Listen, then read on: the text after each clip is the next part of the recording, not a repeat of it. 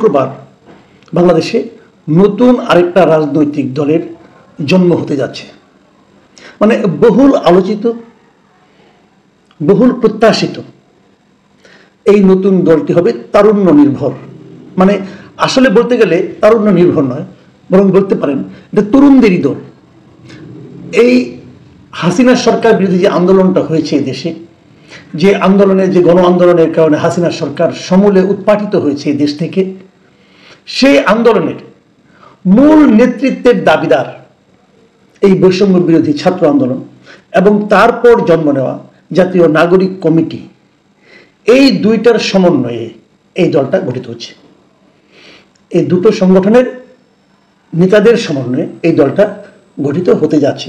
শুক্রবার দিন জাতীয় সংসদ চত্বরে তারা নতুন দলের নাম ঘোষণা করবে, আনুষ্ঠানিক ঘোষণা করবে এবং সেখানে নতুন দলের কমিটি ঘোষণা করবে। এরই মধ্যে বিভিন্ন পত্রিকায় আমরা কমিটির বিভিন্ন নাম সম্পর্কে একটা ধারণা পেয়েছি।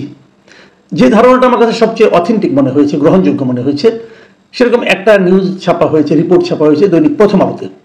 তারা লিখেছেন, তরুণদের দলের নাম জাতীয় নাগরিক পার্টি, শীর্ষ 7 পদের নাম চূড়ান্ত। এই হলো প্রথম আলোর রিপোর্ট।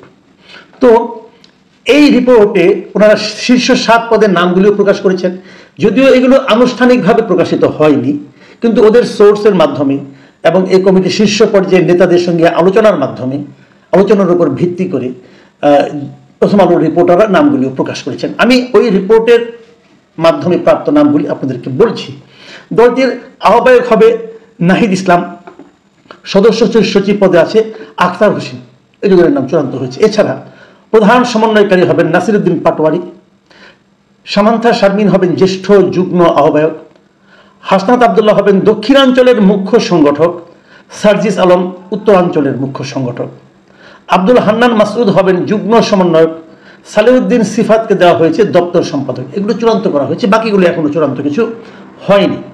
এর আগে ওদের গুরুত্বপূর্ণ 6টি পদের জন্য জামাতে ইসলামের যে ছাত্র সংগঠন ইসলামী ছাত্র শিবির, তার 2 জন সাবেক নেতাকে মনোনীত করা হয়েছিল, তাদের নাম শোনা গিয়েছিল। কিন্তু গতকাল ছাত্র শিবিরের সাবেক যে সভাপতি, ঢাকা বিশ্ববিদ্যালয়ের সভাপতি, তারা গতকাল ফেসবুকে স্ট্যাটাস দিয়ে বলেছেন তারা এই দলের সঙ্গে আলটিমেটলি থাকছেন না।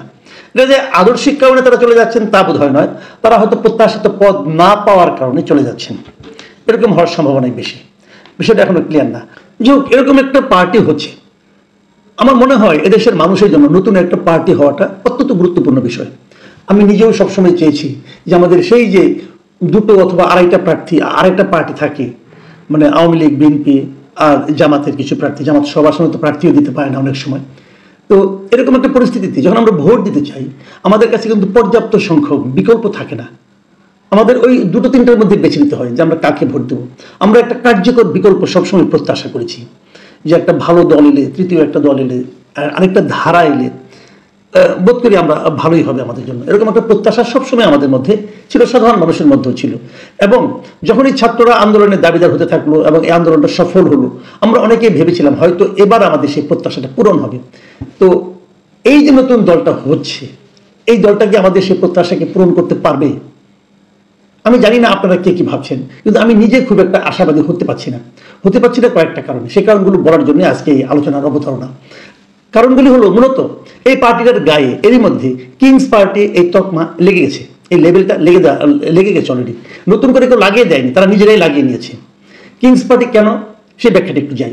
সেই ব্যাখ্যাটা হলো যে এই দলটা যে গঠন করা হয়েছে, বর্তমানে যারা সরকারে আছেন, মানে ডক্টর ইউনূসের যে সরকার, ডক্টর ইউনূস নিজেই এই পার্টির গঠনের সঙ্গে জড়িত।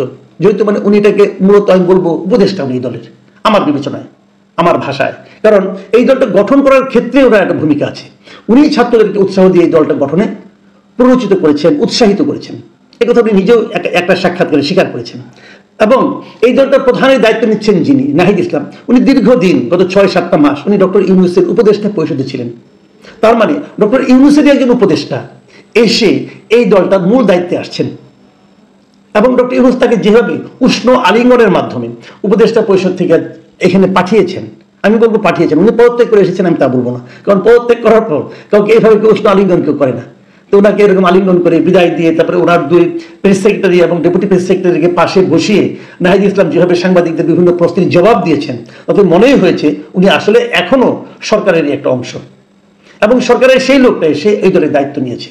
কাজেই আমি ভাবতেই পারি যে এই উপদেষ্টা মণ্ডলী এই দলটার, এই নতুন যে দলটা হতে যাচ্ছে তাদের অভিভাবক হিসাবে সরকারে থাকছেন, যে কারণে এই দলটা আমার ধারণা আগামী নির্বাচনী প্রচার এবং সমস্ত কর্মকাণ্ডে প্রশাসনের কাছ থেকে অন্যান্য যে কোনো দলের চেয়ে বেশি আনুকূল্য পাবে, এটা আমার ধারণা। আপনি মিলিয়ে নেবেন পরে। তো সেই হিসাবে এটাকে আমি কিংস পার্টি বলতেই পারি। এবং আমার বিবেচনায় বাংলাদেশে কিংস পার্টির ভবিষ্যৎ খুব একটা ভালো সাধারণত হয় না। অনেকে তো বলবেন কেন, বিএনপি তো কিংস পার্টি ছিল, জাতীয় পার্টি তো কিংস পার্টি ছিল। হ্যাঁ ছিল, সেটা আবার অন্য একটা হিসাবটা আমি বলি। বিএনপি যেমন কিংস পার্টি হয়, মানে এটা জিয়াউর রহমান নিজেই পার্টিটাকে গঠন করেছে বিভিন্ন প্রক্রিয়ার মাধ্যমে। কিন্তু প্রথমে জাগদল, পরে জাতীয়তাবাদী ঐক্য ফ্রন্ট, তারপরে জাতীয়তাবাদী ফ্রন্ট, তারপরে জাতীয়তাবাদী দল, অনেকগুলি স্টেপ পেরিয়ে উনি কাজটা করেছেন। এবং যখন এই দলটা চলেছে তখন কিন্তু তার মাথায় দেশের প্রেসিডেন্ট ছিলেন, প্রেসিডেন্ট নিজেই দলের সঙ্গে ছিলেন, সরাসরি ছিলেন। জাতীয় পার্টিরও একই অবস্থা, প্রেসিডেন্ট এরশাদ জাতীয় পার্টির প্রেসিডেন্ট অবস্থায় গঠন করেছেন এবং প্রথম দিন থেকে উনি এটা সব চেয়ারম্যান হিসেবে ছিলেন। কিন্তু এখানে কিন্তু কিং নিজেই দলের সঙ্গে থাকছেন না, কিং আড়ালে থাকছেন। সাধারণত কিংস পার্টি বলতে এই আড়ালে থাকা, প্ররোচনা, উৎসাহ অথবা উদ্দীপনা অথবা অর্থ সাহায্য, বিভিন্ন রকম সাহায্যের সহযোগিতার মাধ্যমে কিং যখন দল গঠন করেন সেটাকে আমরা কিংস পার্টি বলছি। যেখানে কি 111 সময় আমরা দেখেছিলাম ফেরদৌস আহমেদ কুরেশি একটা গঠন করতে গিয়েছিল, সেটা ভবিষ্যৎ খুবই জঘন্য হয়েছিল। যা হোক, এভাবে আরেকটা দল হতে যাচ্ছে। এই দল শেষ পর্যন্ত এই তকমাটাকে, মানে কিংস পার্টির তকমাটাকে নিজের গা থেকে ঝাড়তে পারবে কিনা আমি জানি না। দ্বিতীয় আরেকটা দুর্বলতা আমি বলি, এই দলটা কি সারা দেশের মানুষের মধ্যে তাদের শিকড় মানুষের মধ্যে ছড়িয়ে দিতে পেরেছে? একটা বৃক্ষ যখন বড় হয়, আপনি কিন্তু বৃক্ষটা কতদিন টিকবে সেটা নির্ভর করে এই বৃক্ষের যতটা উপরের দিকে দেখছেন কেবল সেটুকু দেখে নয়, মাটির নিচেই বৃক্ষটা শিকড় কতটুকু গিয়েছে সেটাও কিন্তু দেখার একটা বিষয়। শিকড় যত গভীরে থাকবে সেই বৃক্ষের আয়ু তত বৃদ্ধি হবে, সেই বৃক্ষ তত বেশি শক্ত হবে। এই পার্টির শিকড়কে মাটির নিচে ঢুকতে পেরেছে? আমার কাছে মনে হয় না। সাধারণ মানুষের মধ্যে এই নতুন পার্টির কতটা আপনার গ্রহণযোগ্যতা, কতটা দৃঢ়ভাবে তারা এই পার্টিকে নিজের পার্টি মনে করবে, এটা নিয়ে আমার কিন্তু প্রচুর সন্দেহ আছে।